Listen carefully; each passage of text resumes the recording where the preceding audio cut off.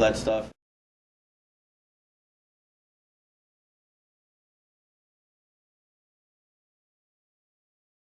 Take a minute to talk about back-ends, upsells, cross-sells, how to increase your customer value. You guys want to take a few minutes to talk about that stuff? I would use the same, if it were up to me, I would use the same exact model. I would get a monthly newsletter that I'd sell for $19.95 to $29.95 a month, and I would just use the exact same business model. If it were, farming for onions, I would go interview on the phone for an hour an onion farming expert, and I'd put that call either on CD or online. I'd transcribe it so there's a physical piece to it as well.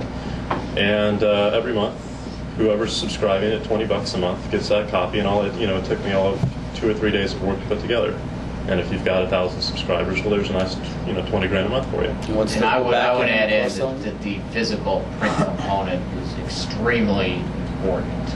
The most important thing. And don't forget when those things are going out, since they pay $20 or whatever a month, that's your opportunity to add in bounce back material. Yes. And so that's the real purpose of that, is what you sell in them, because the $20 makes them a better customer over the long run. That's the real purpose of it. So continuity revenue is nice, but it's the back end stuff and what it does to the customer to cement the relationship. There's also kind of a, when the numbers start getting big, as everyone here knows, merchant processors are all the devil.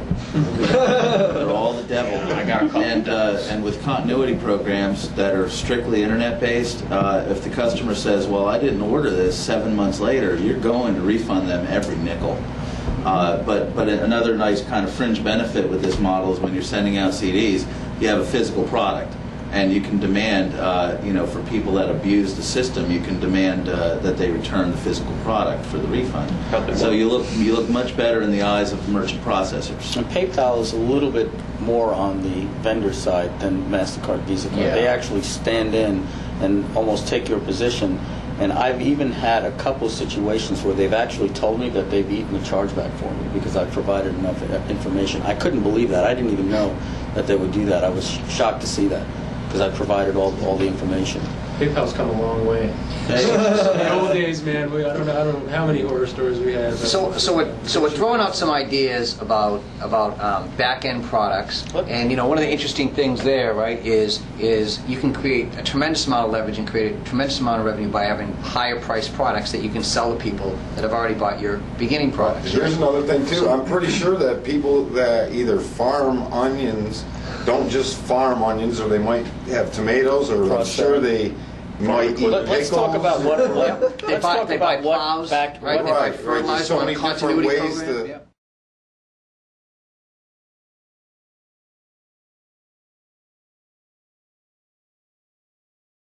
What upsell is, what cross-sell is, and what back-sell. And the way it was explained to me was the easiest way to understand it. You drive through McDonald's, when you order a value meal, they'll immediately offer you an upsell. You say, would you like to supersize that? And so now they're taking your $4.99 order and making it $5.99. And all that money, you go to the popcorn place at the movie theater. Can I get a small popcorn? Would you like the large for 10 cents, 25 cents more? Because they know it costs them 1 penny, and they're making an extra 24 cents just by putting that line in. So that's a classic upsell. A cross-sell, same thing at McDonald's. You go to McDonald's and you say, can I get a number 3? And they say, would you like an apple pie with that? So just by throwing that in, they're cross-selling another product because they have you there with your wallet out. So it's the same type of thing, in your marketing. As Telman said, he cross-sells on his thank you page after they confirm. And then even on the cross-sell, after they ordered, he could upsell them and say, hey, if you want the resale rights to what you just purchased, it's just another $79 more.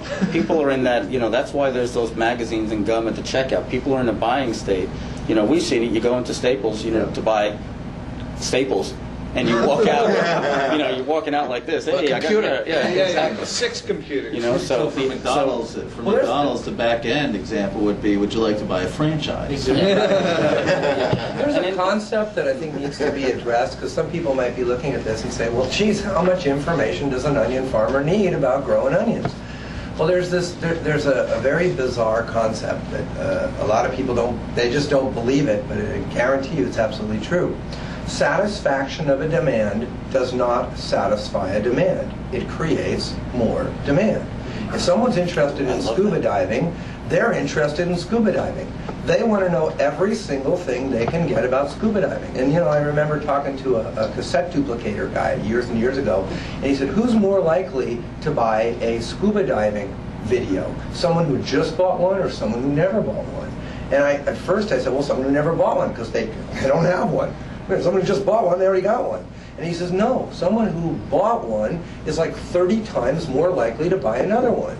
And so at the same time, I learned what's the most important part of it, the title of any product? Part 1. Volume 1. How many golfers have more than one video about their golf swing? That's right. Those who have one video probably have 3, 4, 5, or 6. If you're not predisposed to buy golf videos, even if you're a golfer, you're not going to buy a golf video. It happened to me recently. If you buy something on a particular topic, you're going to buy more of it. It happened with me in poker. Some guy was talking. My video teaches you how to play Texas Hold'em.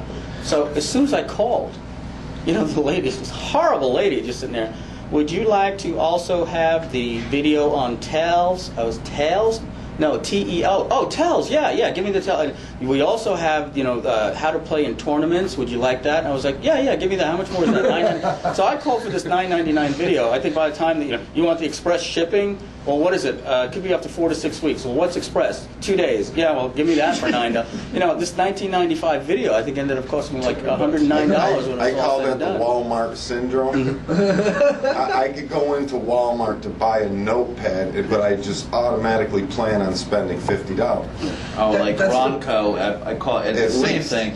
That Ronco thing, and it was funny how, because we talk about untargeted, I went and bought the Ronco grill, and I was serial buyer because I appreciate good marketing. Yeah, the Ronco grill that's in my shed? Yeah, and then the rib baskets and the shrimp baskets, and that's relevant. Okay, now the spices, that's getting a little out there. By the time they got to timeshares and long distance... Well,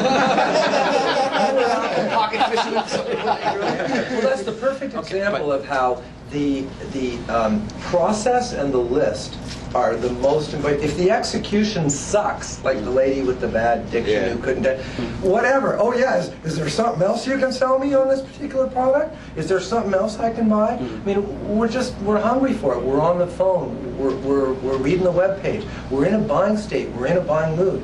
If you just offer it, even if you don't do a good job offering it, you'll make money. You'll make sense. I want to say something on that too. Is that you'll be amazed when people will pay for stuff too. Our first back end we ever did, it was a $500 thing, and I was like, I don't think anyone will buy it.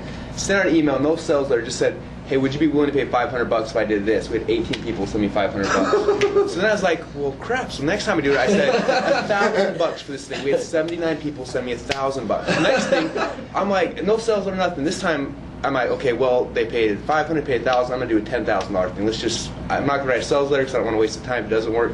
Recorded a 45-minute phone message, sent an email and said, call this phone number. 45-minute message, sold 8 of them at $10,000 a piece. We're holding it in 2 weeks, and we still don't have a sales page for it. And I'm not going to write one because it doesn't need, it's not worth the time. People, like, if someone buys something at $37, then there's going to be a big group will pay $500, that'll pay $1,000. And we're teaching the same stuff over and over, just different situations. One's an ebook, one's a phone teleseminar, and this one's you're coming to Boise, you're meeting me, and I'm sitting there kicking your butt and make sure you're going to do it. And so It's the process, and it's worth mentioning. It's worth mentioning that I think somebody said earlier that on the training calls it's training and there's no pitching. I've not done a series, or I've not done a product yet at which there wasn't something higher. So everything to me, I mean, maybe someday we'll sell a $3 million consulting course for life. I went to a $25,000 workshop where there was an upsell. I paid $25,000 to be there, and then it was like, and here's what you can take home so you can listen to this over and over and over. Exactly. So the question is, did you buy? Part of it. There were different modules that you could break down, but I did walk away spending another $1,000.